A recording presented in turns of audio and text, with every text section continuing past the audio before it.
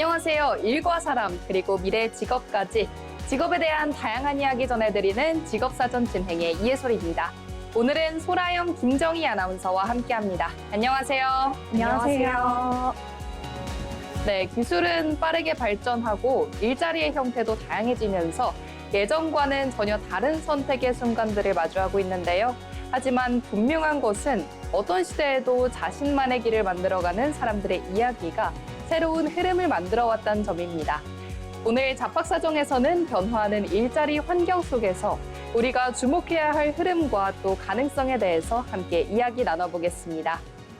먼저 관련 주요 뉴스 전해드리는 잡뉴스 헤드라인 시간입니다. 첫 번째 소식입니다. 택시 노동자들이 택시발전법 개정안 폐기를 요구하면서 국회 국토교통위원장인 더불어민주당 맹성규 의원의 지역 사무실에서 농성에 돌입했습니다. 이 법은 택시 운수 종사자의 근로시간을 산정할 경우 일주일 40시간 이상이 되도록 정해야 한다는 조항입니다. 개정안은 근로자 대표와 합의할 경우 근로자 40% 이내의 근로시간을 주 40시간 이하로 정할 수 있도록 하고 서울 외 지역에서의 시행을 2년 유예한다는 내용이 담겼습니다. 이에 노동자들은 동일 직장 내에서 임금 차별이 발생할 수 있으며 정부의 최저임금 적용 범위 확대 기조와도 맞지 않는다면서 개정안을 받아들일 수 없다는 입장입니다. 두 번째 소식입니다. 대국민 창업 오디션은 모두의 창업이 시작부터 시선을 끌고 있습니다. 시청 창구이자 창업가들의 소통방인 모두의 창업 플랫폼을 공개한 지 하루 만에 4만 명이 넘는 접속자가 몰리고 800여 명이 지원서를 제출한 것으로 나타났습니다. 모두의 창업은 예비 창업가뿐만 아니라 재창업가까지 모든 국민이 자유롭게 도전할 수 있는 대국민 창업 오디션입니다. 정부는 이 프로그램을 통해 혁신 창업가 5천 명을 발굴하고 최종 우승자 1명에게는 10억 원 이상의 지원을 제공합니다. 세 번째 소식입니다. 산업통상자원부는 오늘 서울중구 대한상공회의소에서 김정관 장관 주재로 6개 경제당제와 긴급 간담회를 열고 중동전쟁에 따른 공급망 위기 대응 방안을 논의했습니다. 이날 회의는 대통령 주재 비상경제점검회의의 후속 조치로 중동전쟁으로 인한 국내 경제 영향을 점검하고 산업 공급망과 에너지 수요 관리 협업 방안을 논의하기 위해 마련됐습니다. 김 장관은 공급망 안정화 노력을 당부하고 정부가 총력을 다해 지원하겠다며 약속했습니다. 지금까지 잡뉴스 헤드라인 전해드렸는데요. 이번에는 실제 작업 현장으로 가보겠습니다. 다양한 직업들을 직접 만나보고 또 그 속에서 일하는 사람들의 이야기를 들어보는 현장 속으로 시간입니다. 소라영 아나운서가 준비했습니다. 네, 영상을 보다 보면 딱 하나만 더 볼까? 이 생각 한 번쯤은 해보셨죠? 한 편만 보려다 어느새 새벽이 된 경험 다들 적지 않으실 텐데요. 우리는 왜 다음 화를 계속해서 누르게 될까요? 오늘 소개해드릴 직업은 이 선택의 순간을 설계하는 사람들, 바로 OTT 콘텐츠 설계자입니다. 이들은 단순히 콘텐츠를 만드는 것을 넘어 시청자들의 시간을 붙잡는 흐름을 만들어냅니다. 그렇다면 이 OTT 기획자들은 어떤 방식으로 일을 할까요? 핵심은 바로 정주행을 만드는 구조입니다. 예를 들어 한 화가 끝나는 순간 결말을 보여주기보다는 다음 이야기가 궁금해지도록 끊어냅니다. 이른바 클리프행어, 끊기 직전의 반전 구조인데요. 또 영상이 끝나면 자동으로 다음 화가 재생되도록 설계돼서 시청 흐름을 자연스럽게 이어갑니다. 여기에 더해 플랫폼은 시청자들의 취향을 분석해 비슷한 콘텐츠를 추천해 주는데요. 이 과정에서 기획자는 데이터와 트렌드를 바탕으로 어떤 이야기와 형식이 먹히는지 전략적으로 설계합니다. 이 직업이 중요해진 이유는 바로 콘텐츠 과잉 시대이기 때문입니다. 볼거리는 점점 더 넘쳐나고 선택은 더 어려워졌습니다. 이때 중요한 건 얼마나 잘 만들었느냐 이 부분이 아니라 얼마나 선택받느냐입니다. OTT 콘텐츠 기획자는 수많은 작품들 사이에서 이건 봐야 한다, 클릭을 이끌어내야 하는 사람들인데요. 단 몇 초 만에 시청자들의 선택이 갈리는 순간 그 흐름을 설계하는 역할을 합니다. 최근에는 이렇듯 OTT 시장이 빠르게 커지면서 이들의 역할도 더욱더 중요해지고 있습니다. 영화와 드라마는 물론 예능, 다큐, 쇼폼 콘텐츠까지 경쟁이 점점 더 치열해졌기 때문입니다. 특히 플랫폼마다 오리지널 콘텐츠 경쟁이 붙으면서 차별화된 기획력이 핵심이 됐습니다. 여기에 글로벌성까지 고려해야 하는 만큼 국가별 취향과 트렌드를 읽는 능력도 중요한 요소로 떠오르고 있습니다. 그렇다면 이 직무를 위해선 어떤 역량이 필요할까요? 가장 중요한 건 콘텐츠를 바라보는 눈입니다. 왜 이 작품은 끝까지 보게 되는지, 어디서 몰입이 되는지 끊임없이 분석해야 합니다. 여기에 트렌드를 읽는 감각, 스토리를 구조적으로 설계하는 힘, 그리고 데이터를 이해하는 능력까지 필요합니다. OTT 콘텐츠 기획자는 단순히 이야기를 만드는 사람들이 아닙니다. 사람들의 시간을 붙잡고 다음 장면을 기다리게 만드는 사람들입니다. 멈출 수 없게 만드는 콘텐츠, 그 뒤에는 이 흐름을 설계한 기획자가 있습니다. 지금까지 현장 속으로 전해드렸습니다. 네, 현장의 생생한 이야기. 오늘은 OTT 콘텐츠 기획자에 대해서 알아봤습니다.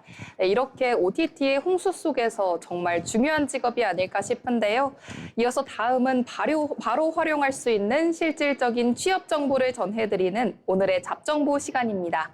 김정희 아나운서가 준비했습니다. 네, 매일 여러분의 취업 준비에 든든한 파트너가 되어드리겠습니다. 오늘의 잡정보 시간입니다. 요즘 상반기 공채가 절정에 달했죠. 그만큼 간절한 구직자들이 정말 많이 계실 텐데요. 하지만 이렇게 열기가 뜨거울수록 정말 중요한 건 얼마나 많이 지원서를 넣느냐가 아니라 기업들이 원하는 그 키워드를 정확하게 찾아내는가일 겁니다.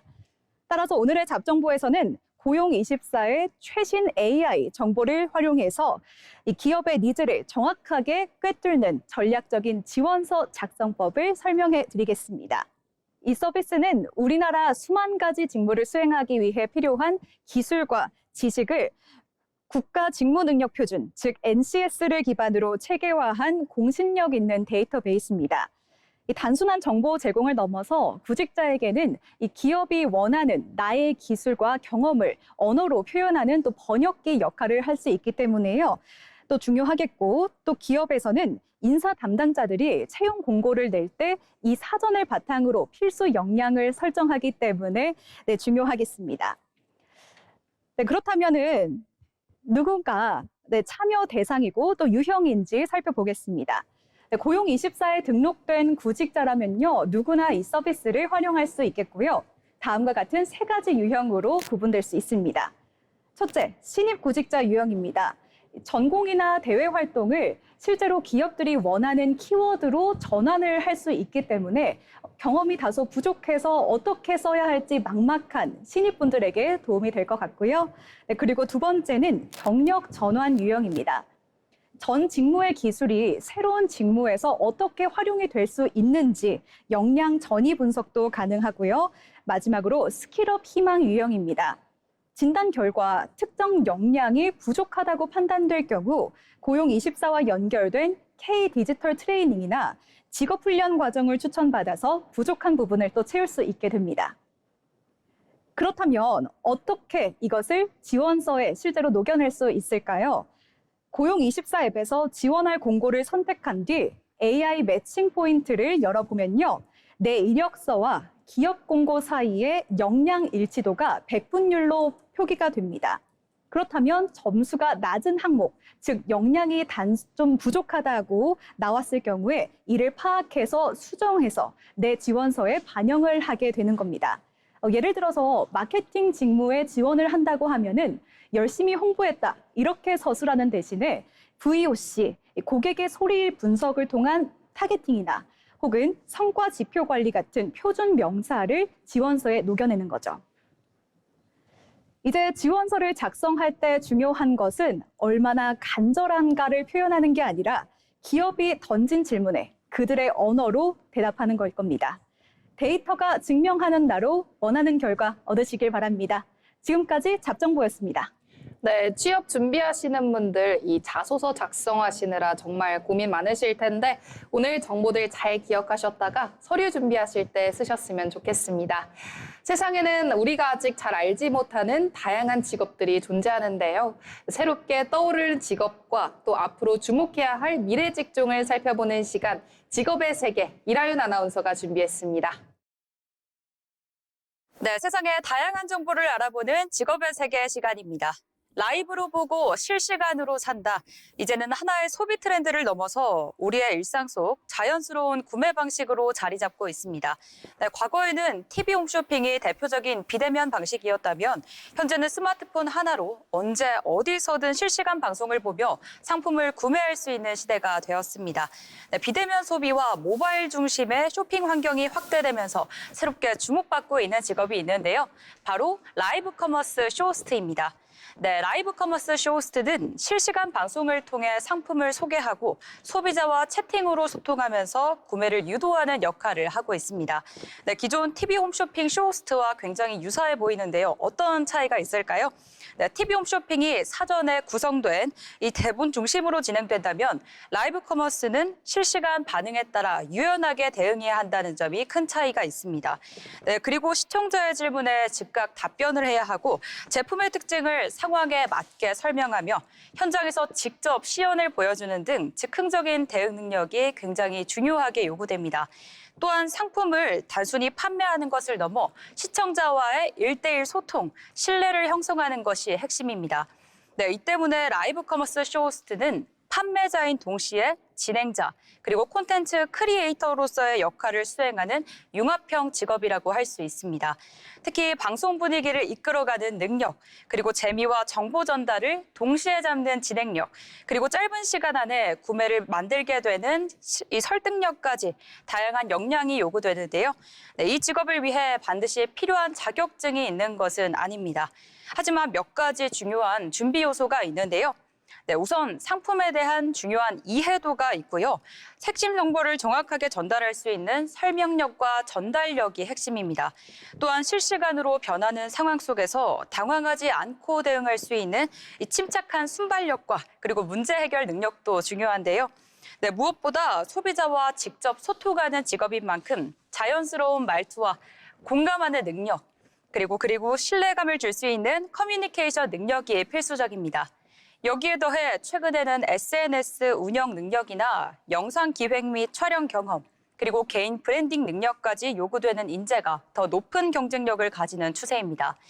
플랫폼별 특성과 알고리즘을 이해하고 어떤 시간대에 잘 나가는지를 파악하는 능력이 중요한데요. 어떤 방식으로 콘텐츠를 구성해야 하는지에 대한 전략적인 접근도 굉장히 중요해지고 있습니다. 라이브 커머스는 단순한 판매 채널을 넘어 하나의 콘텐츠 사업으로 확장되고 있는데요. 특히 MZ세대를 중심으로 재미있는 소비와 참여형 소비에 대한 수요가 증가하면서 라이브 방송을 통해 소통하며 구매하는 방식이 빠르게 자리 잡고 있습니다.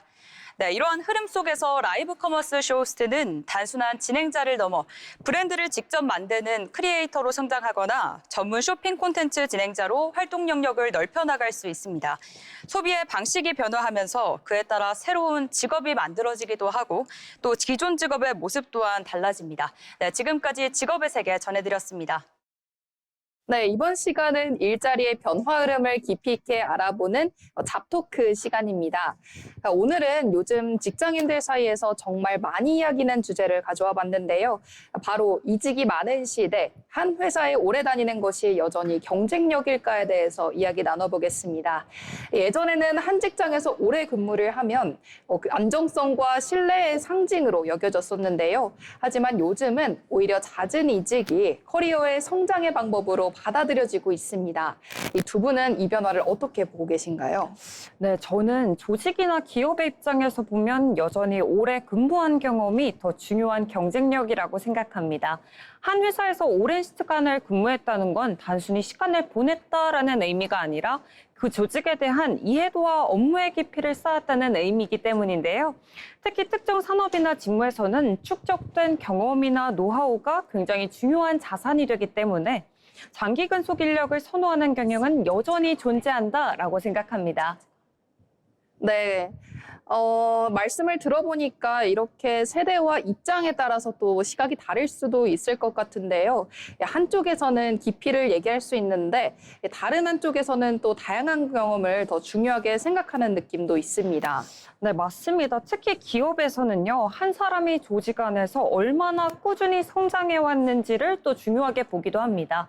잦은 이직이 있을 경우에는 이 사람이 우리 조직에서도 과연 오래 버틸 수 있을까라는 부분을 고민하게 되는 부분도 여전히 사실이다라고 말할 수 있을 것 같고요. 그래서 여전히 일정 수준의 안정성과 지속성을 중요하게 평가하는 기준은 여전히 남아있다라고 생각합니다. 네, 그런데 또 이 한편으로는 이직을 통해서 더 빠르게 성장하는 경우도 있는 것 같아요. 이 한 회사에서는 경험하기 어려운 이 다양한 업무나 환경들을 이 다양한 회사에서 경험할 수도 있고 또 그 과정에서 자신의 시장 가치를 높일 수 있기 때문입니다. 그래서 요즘은 단순히 이직을 이탈이 아니라 경력 개발의 과정으로 보는 시선도 많아진 것 같다고 생각을 합니다. 네, 그렇다면 이제는 오래 다닌다라는 것 자체보다는 그 안에서 어떤 경험을 했는지가 더 중요해졌다라고 볼 수 있겠네요. 네, 저도 그 부분에는 동의를 합니다.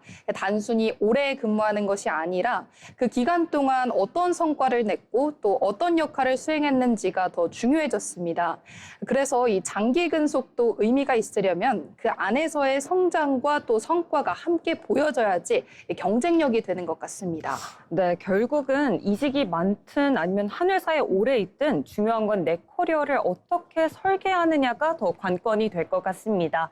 무작정 이렇게 옮기는 게 아니라 내가 어떤 방향으로 성장하고 싶은지에 따라 선택하는 게 바로 중요한 점이 아닐까 싶습니다.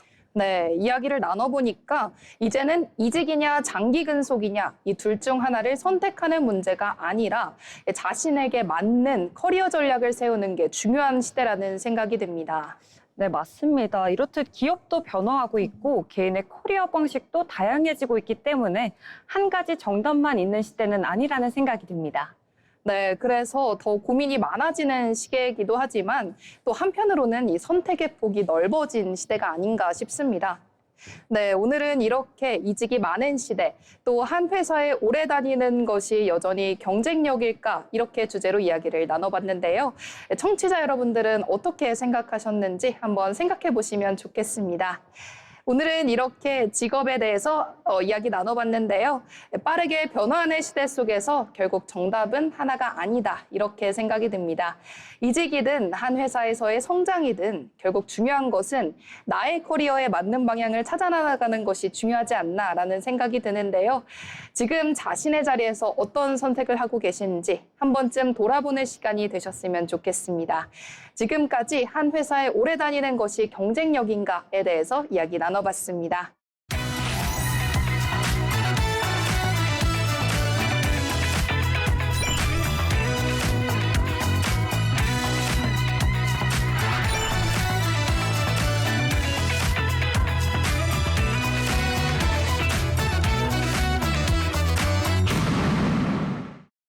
이렇게 빠르게 사회가 변화하고 있지만 이 와중에서도 묵묵하게 자신의 길을 걸어가는 사람들이 있습니다.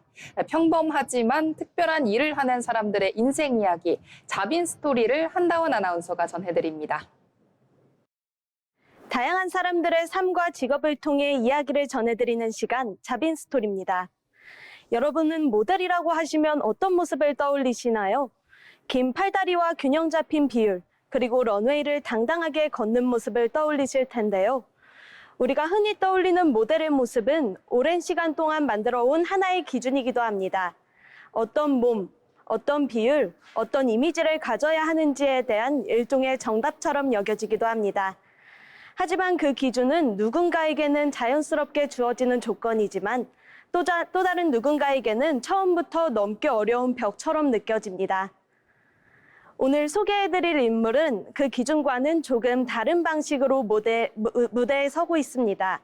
휠체어를 타고 런웨이에 오르는 모델 김종욱 씨입니다. 김종욱 씨는 선천적인 장애로 어릴 때부터 휠체어를 사용해 왔습니다. 누군가에게는 당연한 이동과 선택이 그에게는 늘 한 번 더 고민해야 하는 일이었고 많은 순간에서 제약을 받았습니다. 그럼에도 불구하고 그는 자신이 할 수 있는 것을 찾기 시작했습니다. 김종욱 씨는 처음부터 모델을 꿈꿔왔던 것은 아니었습니다. 진로를 고민하던 시기 패션에 관심을 갖게 되었고 사진과 스타일을 통해 자신을 표현하기 시작했습니다. 자신의 모습을 기록하고 다른 사람들에게 보여주는 과정 속에서 점점 새로운 가능성을 찾기 시작했습니다. 나도 무대에 설 수 있지 않을까? 이 질문 하나가 시작이 되었습니다. 하지만 현실의 벽은 높았습니다. 모델업계는 여전히 정형화된 기준과 이미지를 받아들였고 휠체어를 탄 모델은 쉽게 받아들여지지 않았습니다. 촬영 기회를 얻는 것조차 쉽지 않았고 무대에서 설 수 있는 기회 역시 제한적이었습니다. 도전해보기도 전에 가능하지 않다는 시선을 마주해야 하는 순간도 많았습니다. 그럼에도 불구하고 김종욱 씨는 포기하지 않았습니다. 오히려 그는 자신의 모습을 숨기지 않았습니다. 휠체어를 가리는 대신 그 자체를 자신의 일부로 받아들이고 표현의 방식으로 풀어내기 시작했습니다. 휠체어 위에서 만들어지는 시선과 포즈, 그리고 움직임에서 느껴지는 분위기는 기존 모델과는 또 다른 매력으로 다가왔습니다. 그의 모습은 더 이상 다름이 아니라 하나의 새로운 스타일로 받아들여지기 시작했습니다. 이후 그는 다양한 패션쇼와 화보에 참여하며 국내 최초의 휠체어 모델로 참여하고 있습니다. 또한 장애인식 개성 캠페인과 다양성을 주제로 한 프로젝트에 참여하며 단순한 모델을 넘어 메시지를 전하고 있습니다. 이러한 활동은 많은 사람들의 시선을 바꾸는 계기가 되었습니다. 누군가에게는 한 장의 사진이 자신을 바라보는 기준을 바꾸는 계기가 되기도 하죠. 실제로 김종욱 씨의 모습을 보고 나도 할 수 있다는 용기를 얻었다는 이야기와 함께 자신의 가능성을 다시 생각하게 됐다는 반응도 나오고 있습니다. 김종욱 씨의 이야기가 특별한 이유는 단순히 장애를 극복했다는 데 있지 않습니다. 그는 자신의 조건을 없애야 할 한계가 아니라 새로운 가능성으로 바꿨기 때문인데요. 우리는 종종 이건 안 될 것 같다며 스스로 선을 긋기도 합니다. 하지만 김종욱 씨는 그 선을 지우기보다는 그 위에서 새로운 길을 만들고 있습니다. 여러분이 생각하는 한계는 정말 넘지 못하는 선일까요? 아니면 아직 다른 방식으로 바라보지 못한 것일까요? 지금까지 자빈스토리였습니다. 네, 경제 변화는 꼭 일의 방식과 또 일자리의 모습에서도 영향을 미칩니다. 이번 시간에는 경제 흐름을 통해서 산업과 또 일터의 변화를 함께 들여다보겠습니다. 경제로 보는 일터, 강소희 아나운서가 전해드립니다.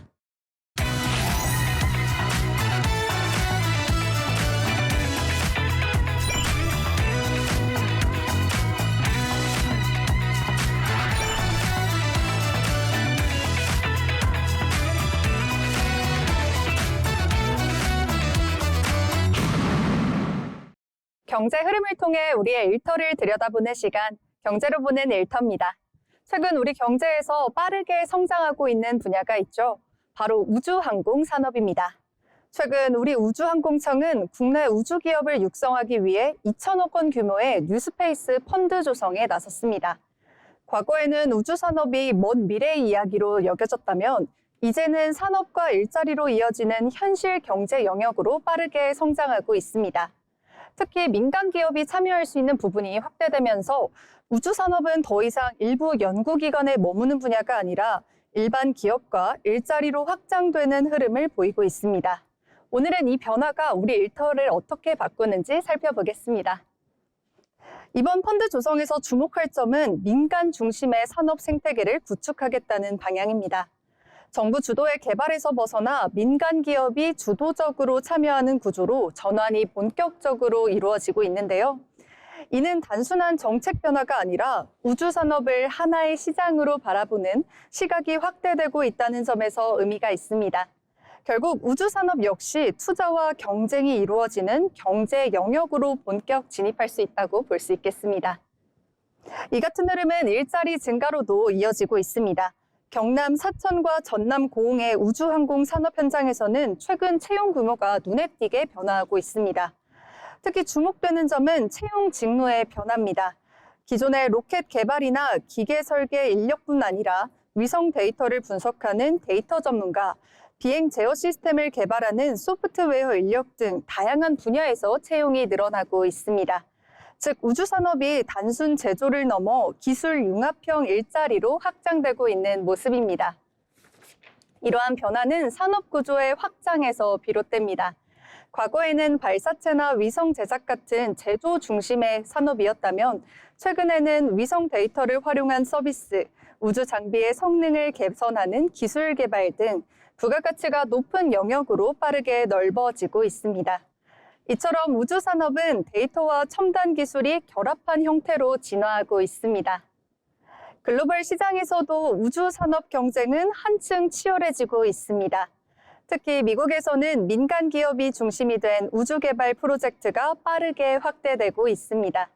이런 흐름 속에서 우리 기업들도 부품 공급과 기술 협력을 통해 글로벌 공급망에 점차 참여하고 있습니다. 그 결과 국내 생산 활동이 해외 시장과 연결되는 구조 역시 더욱 강화되는 모습입니다. 이처럼 우주 산업은 제조업을 넘어 다양한 직무를 만들어내고 있습니다. 엔지니어뿐 아니라 데이터 분석가, 소프트웨어 개발자, 나아가 투자와 운영을 담당하는 금융과 서비스 분야까지 일자리의 범위가 점점 넓어지고 있습니다. 특히 산업 성장 속도가 빠른 만큼 전문 인력에 대한 수요 역시 지속적으로 확대될 것으로 보입니다. 이는 단순히 일자리 증가를 넘어 일의 형태 자체가 변화하고 있다는 점에서 주목할 필요가 있습니다. 결국 우주 산업의 성장은 새로운 일터의 확장으로 이어지고 있습니다. 과거에는 상상 속에 가까웠던 우주가 이제는 실제 산업과 일자리의 영역으로 점차 자리 잡고 있습니다. 앞으로 이 변화가 우리가 일하는 방식까지 어떻게 바꿔나갈지 계속해서 지켜볼 필요가 있겠습니다. 지금까지 경제 흐름 속에서 우리의 일터를 들여다보는 시간, 경제를 본 일터였습니다. 네, 이제는 데이터로 본 일터, 잡이슈 시간입니다. 통계와 데이터를 통해서 요즘 노동시장의 변화를 살펴본 텐데요. 소라영 아나운서, 오늘은 어떤 데이터 준비하셨습니까?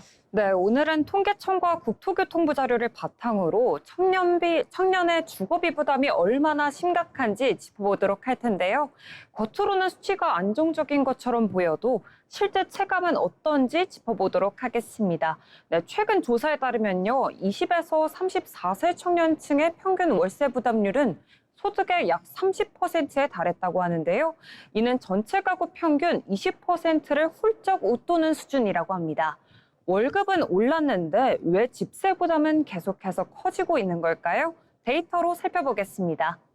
네, 월세 부담률이 이렇게 높다니 체감이 정말 상당하겠네요. 네, 맞습니다. 핵심은 소득 대비 주거비의 비율인데요. 예를 들어 청년 1인 가구 월 평균 소득이 250만 원이라면 월세 75만 원 정도를 내는 셈입니다. 게다가 최근 몇 년간 전월세 가격 상승률은 연평균 5에서 6%로 소득 상승률 3%를 훌쩍 넘습니다. 즉 월급이 올라도 실제로 쓸 수 있는 돈은 줄어드는 구조입니다. 네, 그럼 특히 어떤 청년층이 특히나 더 큰 부담을 느끼고 있을까요? 주거비 부담은 아무래도 소득이 낮거나 취업 초기 단계인 사회 초년생들에게 더 크다라고 얘기할 수 있겠는데요. 첫 직장의 월급이 아무래도 적은 상태에서 월세와 관리비, 공과금을 내면 생활비로 쓸 수 있는 돈은 거의 남지 않는 수준이다라고 얘기 드릴 수 있겠습니다. 또 서울과 수도권처럼 집값이 높은 지역에 사는 청년일수록 체감 부담이 더 커질 수밖에 없게 됩니다. 네, 이 문제가 청년층만에 국한되진 않을 것 같은데요. 경제 전반에는 어떤 영향이 있을까요? 네, 이렇듯 청년들의 주거비 부담이 높아지게 되면 소비 여력이 줄어서 내수 경제가 둔화될 수 있습니다. 또 자산 형성이나 저축도 늦어지게 되면서 결혼과 출산 같은 장기적인 생활 계획에도 영향을 미칠 수 있습니다. 즉 이렇게 단순히 월세 가격만 보는 게 아니라 소득 대비 실제 부담을 함께 고려해야 청년들의 생활 상황을 정확하게 알아볼 수 있습니다. 네, 그러니까 겉으로는 월급이 늘어도 그 체감하는 게 정말 중요하다 이렇게 정리를 해볼 수가 있겠네요. 네, 맞습니다. 앞으로는 이제 얼마나 벌고 있느냐 이것보다는 얼마나 실제로 쓸 수 있는가를 함께 보는 시각이 필요하겠습니다. 청년 주거비 부담 문제는 이렇게 단순히 집값 상승 문제가 아니라 청년 삶 전체에 영향을 주는 핵심 지표다라고 얘기 드릴 수 있겠습니다. 지금까지 데이터로 본 일터였습니다. 네, 좋습니다. 그러면 다음은 김정희 아나운서가 준비한 주제 들어볼까요? 네, 저는 청년 고용의 그림자 주제로 준비를 했습니다. 지난주 발표된 2월 고용 통계를 보면요. 우리 고용 시장은 그 어느 때보다 뜨겁습니다. 15세에서 64세 고용률은 69.2%를 기록을 했는데요. 2월 기준으로 역대 최고치를 경신했다고 할 수 있습니다. 하지만 15세에서 29세 청년층 고용률은 43.3%에 그쳤습니다. 이는 전년보다 1.0%포인트 떨어진 수치인데요. 왜 청년 취업자만 거꾸로 가는 건지 데이터를 통해서 살펴보겠습니다. 네, 전체 지표는 역대 최대인데 청년층만 마이너스라니 이건 단순히 경기의 문제만은 아닐 것 같은데요. 네, 그렇습니다. 이 핵심은 통계에 잡히지 않는 쉬어슴 인구에 있습니다. 보통 실업자라고 하면은 보통 구직자 사람을 뜻하지만 아예 구직을 포기하고 그냥 쉰다라고 답한 청년이 많다는 겁니다. 지난달 기준 굉장히 급증을 했고요. 이들은 실업률 계산에서 빠지기 때문에 실업률 지표를 낮추는 착시 현상을 일으키지만 실제로는 노동시장에서 제외됐다고 볼 수가 있겠죠. 네, 정부 발표와 현장의 온도가 이렇게까지 다른 이유, 결국 일자리의 질 문제가 아닐까라는 생각이 드는데요. 네, 그렇습니다. 현재 늘어난 일자리 상당수가 고령층 중심의 공공 일자리나 단기 아르바이트 형태입니다. 반면 청년들이 원하는 양질의 사무직이라든지 또 전문직이라든지 이런 직종들은 기업들이 경력직 선호를 하기 때문에 실제로 신규 채용 중에 중고 신입 비중이 갈수록 높아지고 있습니다. 따라서 이 신입 사원들이 실제로 기업에 들어갈 수 있는 확률은 거의 바늘구멍이라고 볼 수 있겠습니다. 네, 청년층이 이렇게 노동시장에 진입을 못하고 이렇게 쉬는 기간이 길어지면 국가적으로도 큰 손실일 텐데요. 그렇죠. 아주 위험한 신호라고 할 수가 있겠습니다. 이 청년기 노동시장 진입 지연은 평생 소득 감소로 이어지는 낙인 효과로 이어질 수가 있겠고요. 또 내수 경기는 따라서 얼어붙을 수가 있겠고 또 결국 저출산과 고령화 문제를 가속화하는 기폭제가 될 수도 있기 때문에 노동시장의 세대 간 불균형을 해소하는 게 정말 시급한 문제라고 할 수 있겠습니다. 네, 노동시장의 질적 불균형을 해결할 실질적인 대책이 아주 시급해 보입니다. 네, 맞습니다. 이 역대 최고의 고용률이라는 화려한 수식어 뒤에 오늘도 그냥 쉰다며 문을 걸어 잠근 청년들이 많습니다.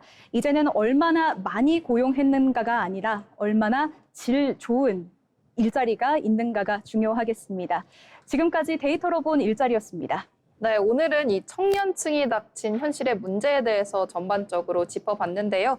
청년의 주거비 부담에 대해서 그리고 청년 고용의 그림자에 대해서 이야기 나눠봤습니다.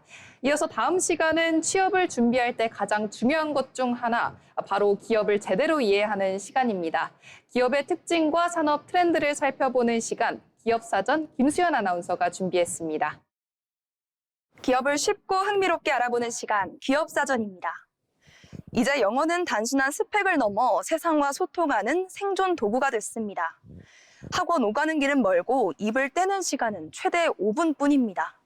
이것이 우리가 가진 영어 공부의 한계인데요. 이러한 문제를 해결하기 위해 인공지능 기술을 가장 이롭고 영리하게 학습에 적용한 기업이 있습니다. 바로 에듀테크 기업 스픽인데요. 스픽만의 차별화된 전략은 무엇인지 주요 특징들을 자세히 살펴보겠습니다. 사실 교육의 기술을 접목하려는 시도는 이전에도 많았습니다. 하지만 스픽은 조금 다른데요. 실리콘밸리의 기술력을 바탕으로 인간 강사가 해결해주지 못한 개인 맞춤형 무한 반복을 현실로 만들었습니다. 단순히 기술만 빌려온 게 아니라 스픽만의 음성인식 엔진을 직접 개발하고 학습자의 미세한 억양까지 딥러닝으로 파악해냈는데요. 덕분에 스픽의 튜터는 24시간 내내 내 주머니 속에서 나만을 위한 완벽한 과외 선생님이 되어줍니다. 그렇다면 현대인들이 왜 유독 스픽에 열광하는 걸까요? 그 비결은 스픽이 설계한 심리적 안전거리와 압도적인 발화량에 있습니다. 우리는 보통 원어민 앞에서 틀릴까 봐 주저하곤 합니다. 하지만 스픽은 이런 심리적 장벽을 허물고 20분 동안 무려 100문장 이상을 내뱉게 만듭니다. 여기에 망각곡선 알고리즘을 적용한 스마트 리뷰는 배운 표현을 장기 기억으로 확실히 저장해 주는데요. 특히 흥미로운 점은 게임 같은 동기부여입니다. 매일 학습을 이어갈 때마다 타오르는 학습 불꽃은 사용자에게 멈추고 싶지 않은 성취감을 선사하기 때문입니다. 결국 공부는 머리가 아니라 입근육으로 하는 것이다 라는 본질을 스픽은 강력한 기술과 치밀한 시스템으로 증명해낸 셈입니다. 이제 스픽은 단순한 앱을 넘어서 글로벌 교육 시장의 정점에 서 있습니다. 세계 최고의 연구소 오픈AI와 기술 파트너십을 맺은 것은 물론 사람보다 더 사람 같은 대화가 가능한 GPT-4 모델을 도입하면서 에듀테크 시장을 주도하고 있습니다. 이런 저력은 수치로도 증명되고 있는데요. 애플 앱스토어 오늘의 앱 선정과 글로벌 1,100만 다운로드, 그리고 누적 투자 2,200억 원이라는 기록은 전 세계가 스픽에 주목하고 있음을 보여줍니다. 스픽은 한국을 넘어 전 세계인의 언어 장벽을 허무는 거대 학습 플랫폼으로 성장하고 있습니다. 기술로 언어의 문턱을 낮춘 스픽. 그들이 궁극적으로 지향하는 가치는 영어라는 한계를 넘어서 사용자의 무한한 잠재력을 깨우려는 데 있습니다. 막막했던 영어 공부 앞에서 좌절했던 수많은 현대인에게 스픽은 가장 든든한 페이스메이커가 되어주고 있는데요. 여러분의 스마트폰 속에 잠들어 있는 그 가능성, 오늘 스픽으로 깨워보는 건 어떨까요? 지금까지 기업사전 스픽이었습니다.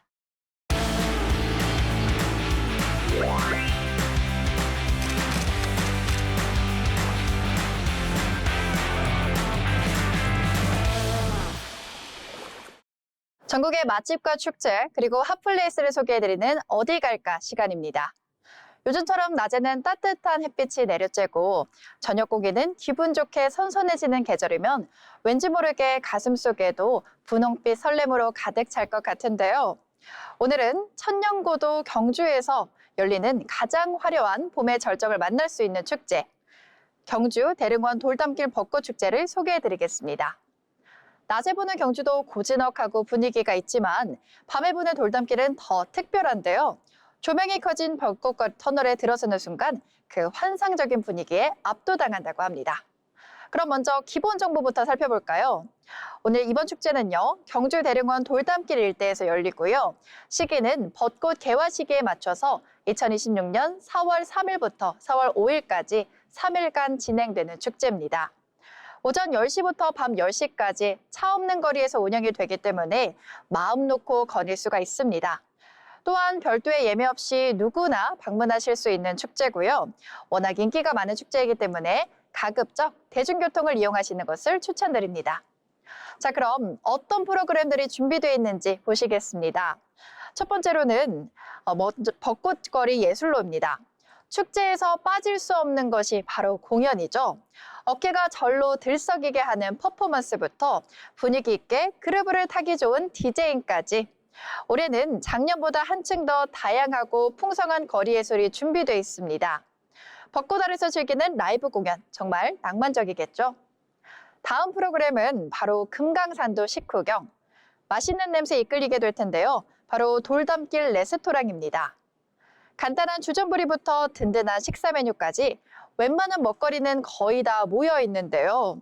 특히 올해는 SNS에서 흔히 말하는 핀터레스트의 감성이 가득한 야외 레스토랑이 꾸며져 있습니다. 맛은 물론이고 사진 찍기에도 최고가 될 것 같습니다. 마지막으로는 남녀노소 동심으로 돌아가 즐길 수 있는 벚꽃 놀이터와 친환경 존입니다. 평소에는 차가 다니던 도로 위에서 마음껏 그림을 그리고 만들고 뛰놀 수 있는 특별한 공간인데요. 아이들은 물론이고 어른들도 잠시 일상을 잊고 친구가 되어서 즐거운 시간을 보낼 수 있습니다. 특히 지구를 생각하는 친환경 체험 프로그램까지 더해져서 더욱 뜻깊은 시간을 보낼 수 있을 것입니다.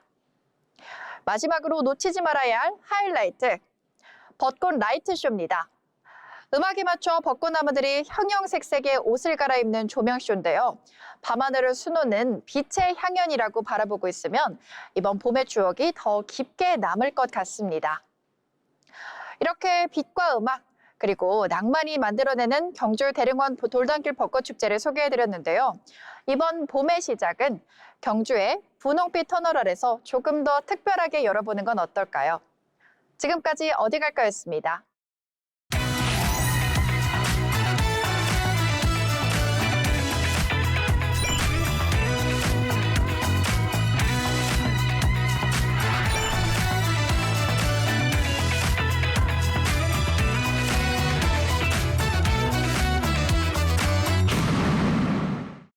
네, 다음 주 주말에 열리네요. 경주 돌담길 축제에 대해서 알아봤습니다. 이어서 다음은 알아두면 쓸데있는 정보 시간입니다. 글로벌적으로 정말 핫한 이슈죠. AI에 대해서 준비했다고 하는데요. 하경란 아나운서가 전해드리겠습니다. 알아두면 쓸데있는 정보 시간입니다. 오늘은 기술 트렌드를 읽을 수 있는 몇 가지 키워드를 살펴보려고 하는데요. CES, GTC, 그리고 엔비디아, 베라루빈까지 한번 살펴보겠습니다. 먼저 CES 2026은 미국 라스베이거스에서 1월 6일부터 9일까지 열렸습니다. 연초에 열린 한 해 기술 흐름을 보여주는 대형 전시회였는데요. 그리고 GTC는 이번 연도 미국 캘리포니아주 산호세에서 지난 3월 16일부터 19일까지 열린 행사입니다. GTC는 AI 컴퓨팅의 기반을 전반적으로 볼 수 있는 행사였는데요. CES가 올해 세상에 어떤 기술이 보일까를 선보였다면 GTC는 그 기술을 실제로 어떻게 움직이는지에 대한 행사를 만들 수 있었습니다. CES가 결과물을 보여주는 무대였다면 GTC는 그 결과물을 실제로 움직이게 하는 엔진룸에 가깝다고 비유할 수 있는데요. GTC는 엔비디아가 중심이 된 행사였습니다. AI와 컴퓨팅 관련된 행사였기 때문인데요. 여기서는 어떤 제품이 더 멋지다보다는 어떤 제품이 어떤 칩, 또 메모리, 네트워크에 연결되어서 돌아가는지가 핵심이 된 행사였습니다. 그리고 아주 핵심이 된 단어는 NVDA입니다. 혹시 들어보셨나요? NVDA는 엔비디아의 주식 티커입니다. 투자 뉴스나 증시 기사에서 이 표현을 자주 볼 수 있는데요. 그런데 지금 시장이 엔비디아를 바라보는 시선은 예전과는 많이 달라졌습니다. 한때는 그래픽 회사로도 유명했었죠. 또 한때는 반도체 회사라는 이미지가 강했지만 지금은 AI 시대 전체를 움직이는 인프라 플랫폼 기업으로 성장하고 있습니다. 젠슨하우 CEO가 2026 GTC에서 강조했던 것처럼 이제 AI 시대는 GPU 하나가 빠르다고 끝나는 게 아닙니다. AI가 점점 더 복잡한 문제를 풀기 시작하면서 연산만 빠른 건 소용이 없게 됐습니다. 또 알고리즘을 잘게 나누고 데이터를 분산하면서 여러 작업을 동시에 처리해내는데요. 그러면서 네트워킹, 메모리, 전력, 또 냉각, 공급까지 전부 함께 최적화하는 문제가 떠올랐습니다. 그래서 경쟁의 기준이 칩 한 장의 성능에서 시스템 전체를 얼마나 유기적으로 연결하느냐로 이동했습니다. 그리고 이 지점에서 올해 GTC의 핵심 키워드가 등장합니다. 바로 베라루빈인데요. 이름만 보면 새 GPU 하나가 새로 생겼나처럼 들릴 수 있지만 실제로는 더 큰 의미를 가집니다. 엔비디아가 이번에 공개한 칩 베라루빈은 차세대 AI 슈퍼컴퓨팅 플랫폼의 이름입니다. 또 개별 칩이 아니고 베라 CPU와 루빈 GPU 세대를 아우르는 전체 AI 플랫폼 브랜드에 가깝다고 볼 수 있습니다. 부품 하나보다는 AI 생산하는 공장 전체의 설계도로 이해할 수 있는데요. 그래서 시장에서도 이걸 단순한 신제품 출시보다는 AI가 실제로 작동하는 방식이 바뀌는 시점으로 해석하고 있습니다. 그래서 베라루빈은 성능 좋은 칩보다는 AI 시대에 필요한 새로운 공장 체계를 새로 제시한 첫 통합 플랫폼이라는 점에서 의미가 크다고 분석합니다. 그래서 이 이름이 GTC 2026의 핵심 키워드가 된 겁니다. CES에서는 로봇도 보이고 자율주행도 보였는데요. 그런데 이 기술이 실제 일상이 되려면 결국 뒤에서 돌아가는 인프라가 뒷받침돼 주어야 합니다. 토큰당 비용이 10분의 1 수준으로 떨어진다면 지금은 비싸서 못 쓰는 서비스들이 한꺼번에 쏟아지게 됩니다. 그래서 AI가 더 똑똑해지는 문제보다는 경제성이 바뀌는 게 핵심 화두가 되는데요. 비용이 낮아지면 AI 기능은 기본이 되고 AI 없는 서비스가 오히려 예외가 될 수도 있다는 전망이 나옵니다. 또 하나 주목할 만한 점은 이 변화가 여기서 끝이 아니라는 점인데요. 엔비디아는 이번 2026년 베라루빈에 이어서 2027년에는 루빈 울트라, 2028년에는 파인만까지 이어지는 로드맵을 제시했습니다. 오늘은 AI 플랫폼에 대해서 알아봤습니다. 지금까지 알아두면 쓸데있는 정보 시간이었습니다. 네, 오늘 잡학사전은 여기까지입니다. 오늘도 일자리와 취업 시장, 또 고용과 노동에 대해서 다양한 소식들 전해드렸는데요. 취업을 준비하는 청년들부터 또 은퇴하시고 투자하시는 여러분들께 모든 세대에게 도움이 되는 정보가 아닐까 싶습니다. 이렇게 일자리는 단순히 돈을 버는 수단이 아니라 우리의 하루를 만들고 또 삶의 방향을 만들어 나가는 과정일지도 모릅니다. 빠르게 변화하는 시대 속에서 때로는 또 불안하고 막막하게 느껴질 수도 있지만 이런 변화는 또 다른 기회를 가져오기도 합니다. 지금의 고민과 선택들이 언젠가 여러분만의 길이 되고 또 단단한 내일로 이어지기를 항상 고대하겠습니다. 지금까지 작팍사전이었습니다. 함께해 주신 여러분 고맙습니다.